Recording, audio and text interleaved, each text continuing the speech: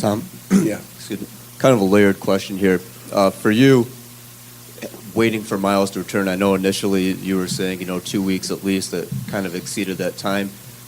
How do you handle it as a coach when knowing is, maybe you're getting toward the end of it or you have to extend that period? And then the second part of that would be with the players, when they're anticipating maybe only having, a couple weeks, does that change the way that they look at it? Like, okay, they only have to do X and Y for 2 weeks and then it gets extended. Does that change? What I liked about Miles is after 2 weeks and we decided that, it just had a little swelling and we figured that it was on the top, so it was in a weird place. It wasn't on the side, which is always more dangerous.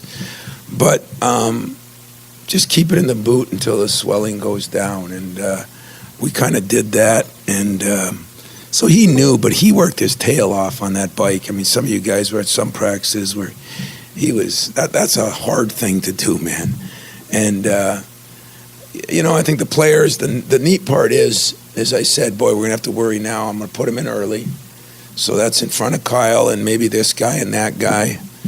And my assistant, Dwayne Stevens, said, hey, Coach, those guys are so excited to have him back. Nobody's worried about who goes in and what goes in. And I guess that's the beauty of Miles Bridges, He was so happy when McQuaid and Orange hit those threes that he's a unique kid. He's a unique kid, and I'm going to, he said to me with 7 minutes left, he goes, Coach, now it's time to start getting on me. I said, thank you. That'll happen tomorrow. No problem. Did I answer the second part of your question? No? I mean, if you want to go, if you want to elaborate on it. What was the second part? Well, the second part was how the players would handle it, and then for you as a coach, how would you handle it? Well, that was actually the first part. The second part was the coach. So. You wonder why I'm confused? You're confused. I would say that, I think the players handled it pretty well.